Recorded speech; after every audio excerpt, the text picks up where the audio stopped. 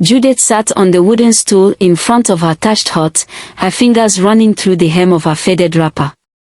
It had been years since her husband, Francis, passed away, but the pain of his loss still clung to her like an old wound that refused to heal. Her children, Solomon and Ella, had grown into adulthood, but the burden of life had etched premature lines on their faces. Poverty had a way of making time feel cruel, stretching each day into an eternity of suffering. Solomon, have you seen the price of yam in the market today? Judith asked her son, her voice heavy with worry. Solomon, a tall and quiet young man, sat beside her, shaking his head. The prices keep rising, Mama. I tried to bargain with the seller, but it seems no one has any mercy left these days, Solomon replied, his tone filled with frustration.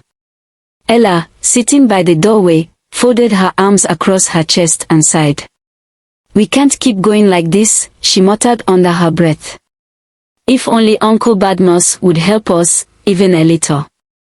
Judith's heart clenched at the mention of her husband's younger brother, Chief Badmus. He was the wealthiest man in the village, known for his large mansion and his vast acres of land. But for reasons she couldn't understand, Badmus had turned his back on them. He had refused to come to Francis's burial and had since ignored every plea for help. I've tried, Ella, Judith said, her voice breaking. I've gone to him, begged him, but each time, his guards push me out like I'm dirt. How can he be so heartless? Solomon spat, anger flashing in his eyes. His own brother's family. And he sits in his mansion, living in luxury while we struggle just to eat. Judith closed her eyes, tears welling up. I don't know, my son. I don't know why he's like this. There was a silence between them, the kind of silence that comes from shared pain. Solomon clenched his fist. We can't rely on him anymore, Mama. We need to find a way to survive on our own. But how? Ella asked, her voice tinged with desperation. We've tried everything. There's no work, and no one wants to help us. We can't even afford to send me to the city for better opportunities. Judith sighed deeply. We will find a way, Ella. We have to. But even as she said the words, she didn't believe them. The truth was, without Chief Badmus's help, life would remain unbearably hard. She had thought that blood would count for something, that family meant you looked out for one another. But Badmus had made it clear that they were not his concern. I'll go to him again tomorrow, Judith said suddenly, her voice firm. Both her children turned to her in surprise. Mama, no, Ella protested. You can't keep humiliating yourself like that. He doesn't care about us. He's made that very clear. Judith shook her head. I can't give up. For your sake, I must try again. Maybe this time, he will listen. Solomon stood up, pacing the small compound. And if he doesn't? What then? Then we'll keep trying until we find another way, Judith replied, though her heart felt heavy with doubt. The next morning, as the sun rose over the village, Judith wrapped her old shawl around her shoulders and set out for Chief Badmus's mansion. The journey felt longer than usual, her legs weighed down by the anxiety of yet another rejection. When she arrived at the mansion's large iron gates, she was greeted by the usual sight, two burly guards standing with their arms crossed, scowling at her as if she were an intruder. I need to see Chief Badmus, she said softly, her voice trembling. Please. The guards exchanged glances, and one of them sneered. You again. The chief has no time for you. Please, just tell him I'm here. I beg you, Judith implored, clasping her hands together. But the guard only laughed. The chief doesn't care about beggars. Go back to where you came from. Before she could plead any further, the second guard stepped forward, pushing her roughly to the floor. I told you before, woman.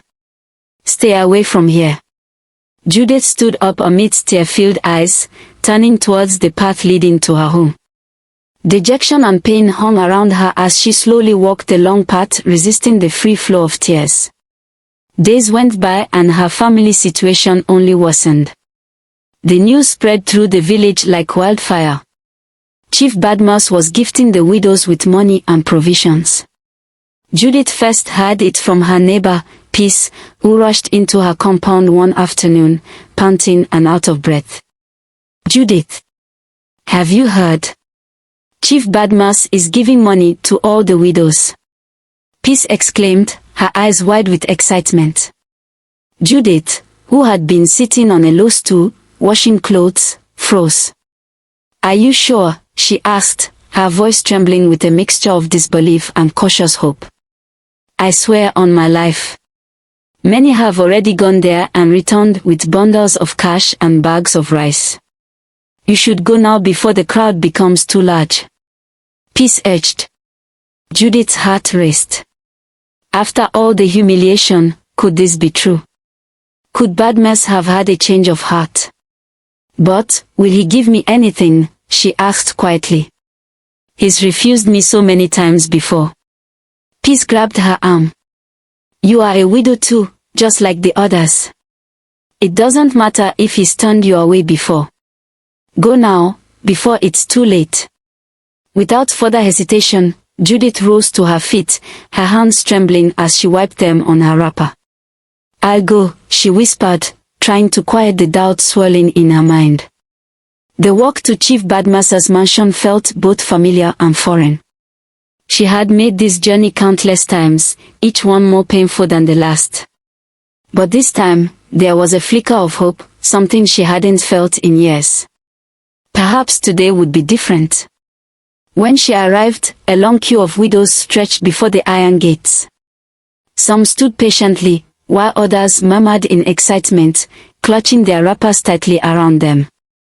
Judith hesitated, standing at the back of the line, her heart pounding. "Do you think he'll give you something this time?" a woman in front of her asked, glancing back. "I don't know," Judith admitted, her voice barely above a whisper. As the line moved slowly, she found herself getting closer to the gate. Her mind raced with possibilities. What if Chief Badmus truly had changed? What if he finally decided to help her and her children after all these years? When she reached the front, she saw Chief Badmus standing under the shade of a large tree in the compound, handing out bundles of cash and provisions to the widows. He looked every bit the powerful man he was, dressed in fine robes, gold jewelry glittering in the sunlight. His guards stood around him, stern and imposing. Judith stepped forward, her hands shaking slightly as she approached him. For a moment, she allowed herself to hope. But when Chief Badmus's eyes fell on her, his expression hardened. His brows furrowed in irritation, and he waved his hand dismissively. "What is she doing here?" he barked, his voice cold. Judith's heart sank. She opened her mouth to speak, but no words came out. She was frozen, caught between hope and fear. One of the guards stepped forward, grabbing her by the arm. "You've been told before not to come here. Leave," he growled. "Please, I beg you," Judith cried, falling to her knees in front of Chief Badmus. "I have nothing, my children are suffering, please help us, just this once." Chief Badmus's eyes narrowed, and for a moment, there was silence. The other widows looked on, some whispering amongst themselves. "Throw her out," he commanded. But Judith refused to move, clinging to the hem of his robe. "Please. I beg you in the name of your brother, Francis. Don't turn me away again." At the mention of Francis's name, Chief Badmus paused. His face twisted into a grimace, but he raised his hand, signaling the guard to stop. "Leave her," he muttered. The guard hesitated, then stepped back, releasing his grip on Judith. She remained on her knees, looking up at Chief Badmus with tears streaming down her face. Badmus stared at her for a long moment, his expression unreadable. Then, without a word, he turned and walked into the house. Judith waited, her heart pounding in her chest. She didn't know what to expect, whether he would return with something or send his guards to chase her away again. Minutes later, Chief Badmus re-emerged, holding a different bundle of cash in his hand. He walked slowly toward Judith, his face stern, and thrust the money into her hands. "Take it," he said coldly. "And don't come back here begging again." Judith looked down at the bundle, her eyes wide with disbelief. It was more money than she had seen in years. She clutched it tightly, tears of relief spilling from her eyes. "Thank you," she whispered, her voice breaking. "Thank you, Chief Badmus. May God bless you. May He bless you for this kindness." Badmus said nothing, only watched her with an emotionless gaze as she stood up, still clutching the money. She bowed repeatedly, murmuring her thanks, and then turned to leave, her heart soaring with relief. As she walked away, she couldn't help but smile through her tears. Finally, after all these years, Chief Badmus had shown her a small kindness. Finally, there was hope for her and her children. But as she disappeared down the path, Chief Badmus watched her retreating figure and let out a low, sinister chuckle. His lips curled into an evil smile, and he muttered under his breath, "Let's see how long she'll last." It had been a few weeks since Judith received the money from Chief Badmus, and for the first time in a long while, things seemed to be getting better for her family. With the money, she had been able to buy food and other necessities, and there was a sense of relief in their small household. But soon, something strange began to happen. One morning, Judith woke up feeling unusually weak. At first, she thought it was just exhaustion from the endless chores, but as the days went by, her condition worsened. Her body grew frail, and she could barely stand. By the third week, Judith could hardly get out of bed. "Mama, you need to eat something," Ella urged one evening, kneeling beside her mother and offering her a bowl of soup. Judith shook her head weakly, her lips pale and dry. "I can't, Ella. I have no appetite." Solomon, pacing the room, stopped and looked at his sister. "We need to take her to the hospital. She's not getting better." "I know," Ella whispered, worry etched across her face. "But what if it's expensive? We barely have enough money left." "We'll manage," Solomon said firmly. "We can't just sit here and watch her suffer." The next morning, they rushed Judith to the nearest hospital, carrying her between them. The hospital was small and crowded, with patients spilling out into the corridors. After what seemed like hours of waiting, a nurse finally attended to them and led them to a doctor's office. Dr. Philip, a stern-looking man in a white coat, examined Judith and then sighed heavily. "She's in critical condition. We need to run several tests and start treatment immediately." Solomon and Ella exchanged nervous glances. "What's wrong with her, doctor?" Ella asked, her voice shaky. "We won't know until we run the test," Dr. Philip replied. "But for us to proceed, you'll need to deposit 300,000 naira. 300,000. Solomon gasped, his eyes wide with shock. "Yes," the doctor said firmly. "We can't begin treatment without the deposit. Go to the cashier and make the payment." Solomon's heart sank. He and his sister barely had a few thousand naira left after buying food and medicine for their mother. "Doctor, please," he begged. "We don't have that kind of money. Can't you start the treatment while we try to raise the funds?" Dr. Philip shook his head. "I'm sorry, but hospital policy requires the payment upfront. Come back when you have the money." As they left the doctor's office, Ella was already crying. "What are we going to do, Solomon? How will we find that kind of money?" Solomon clenched his fist, feeling the weight of his helplessness. "I don't know," he muttered, his voice filled with frustration. "But we can't give up. We have to find a way." For days, the two of them tried everything. Solomon went to friends, neighbors, and distant relatives, asking for loans, but no one had enough to give. Ella even tried selling some of their belongings, but it barely made a dent in the amount they needed. One evening, after another day of failed attempts, Solomon sat in their small compound, his head in his hands. He thought of their last option, the one place he had been avoiding. "I'm going to see Chief Badmus," he finally said, breaking the silence. Ella looked up at him, alarmed. "What?" "No, Solomon. You know what he's like. He won't help." "I have to try," Solomon said firmly. "Mama is dying. I can't sit here and do nothing." The next morning, Solomon gathered his courage and walked to Chief Badmus's mansion. When he arrived, the guards at the gate eyed him suspiciously but allowed him in after he explained that he was there to see the chief. Badmus was lounging in his lavish garden, sipping from a glass of palm wine, when Solomon approached him. "What do you want?" Badmus asked without looking up, his voice cold and detached. Solomon took a deep breath, swallowing his pride. "Chief, my mother is very sick. We need money for her treatment, but we don't have enough. Please, I'm begging you. Help us." Badmus finally looked up, his face expressionless. He stared at Solomon for a long moment before waving his hand dismissively. "I've already given your mother money. Don't come here begging for more." "Please, Chief," Solomon pleaded, falling to his knees. "We need 300,000. I'm not asking for much. Just help us save her life." Badmus's face twisted into a sneer. "Get up and leave, boy.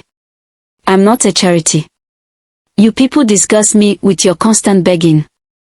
Solomon's heart shattered, but before he could say another word, Badmus stood up and called his guards.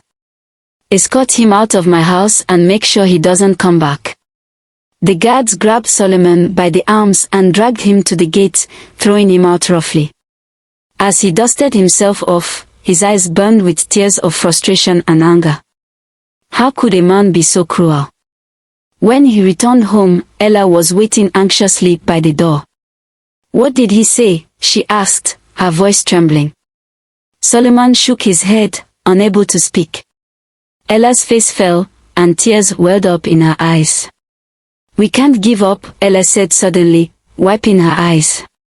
"If Chief Badmus won't help you, maybe he'll listen to me." "No, Ella," Solomon said sharply. "You know what kind of man he is. I don't want you anywhere near him." "I don't have a choice, Solomon," Ella said quietly, her voice filled with determination. "Mama is dying. I'll do whatever it takes." The next morning, Ella made her way to Chief Badmus's mansion. Her heart pounded with fear, but she steeled herself, knowing this might be their last hope. When she arrived, the guards let her in without hesitation, and she was led to where Badmus sat, lounging in his garden once again. He looked up when she approached, a strange gleam in his eyes. "What do you want, girl?" he asked, though his tone was much softer than it had been with Solomon. Ella knelt before him. "Chief, I'm begging you. My mother is very sick, and the hospital won't treat her unless we pay 300,000 naira. Please, help us. I'll do anything." Badmus's lips curled into a smile, his eyes lingering on her face, then slowly roaming down her body. "Anything, you say," he murmured, his voice dripping with suggestion. Ella's heart raced, but she forced herself to stay calm. "Yes, anything." Badmus leaned forward, his eyes dark with lust. "Then we have an agreement. But first, you must do something for me." Ella felt a chill run down her spine as Badmus's gaze lingered over her body with a disturbing intensity. Ella stood frozen, her heart racing as Chief Badmus's cold, calculating eyes bore into her. "I give you more than what you're asking for," he said smoothly, his voice low and dripping with suggestion. "But only if you do something for me in return." Ella's stomach twisted. She didn't need him to explain further, his meaning was clear. Her throat tightened, and for a moment, she felt like she couldn't breathe. She shook her head, backing away slightly. No, Chief. I can't. I won't do that. Badmasa's expression didn't change. He simply shrugged, his fingers playing with the gold ring on his hand. Then you won't get anything from me. You should leave. Without another word, Ella turned and hurried out of the mansion, her mind racing. The shame, the disgust, the helplessness all came crashing down on her. How could he suggest such a thing? She felt dirty just hearing the words. As she walked home, her steps felt heavy, and her mind swirled with anger and frustration. Halfway home, she bumped into her friend, Precious, who was on her way to the market. Precious stopped, looking surprised to see her so upset. Ella, what's wrong? You look like you've seen a ghost, Precious asked, her brows furrowing in concern. Ella hesitated for a moment, then sighed and blurted out everything. I went to Chief Badmus to ask for money for my mother's treatment. But he said he'd only help me if I slept with him. Precious's eyes widened, but instead of the shock Ella had expected, there was something else in her friend's gaze, something understanding. And you said no? Of course, I said no. Ella's voice cracked with emotion. How could I do something like that? How could he even think I'd agree to such a thing? Precious shifted uncomfortably, glancing around to make sure no one was nearby. Ella, she began cautiously, maybe you should think about it again. What? Ella was taken aback. Are you serious, Precious? I am, Precious said softly, her voice steady. Look, I've been in your position before. My mother was sick, too, and I didn't have the money for her treatment. I went to Chief Badmus, and he made the same offer to me. Ella stared at her friend in disbelief. And you slept with him? Precious nodded, her expression calm. Yes, I did. And I got the money. My mother lived because of it. How could you do that? Ella whispered, feeling a wave of nausea. Precious sighed. Sometimes, we don't have a choice, Ella. It's not about what's right or wrong. It's about survival. Your mother is dying, and you need that money. Are you really going to let her die just because of pride? Ella's chest tightened and she felt tears prick at her eyes. But it's wrong, Precious. It's disgusting. Thanks for watching. Do not forget to subscribe to our channel and to turn on your notification for the next episode.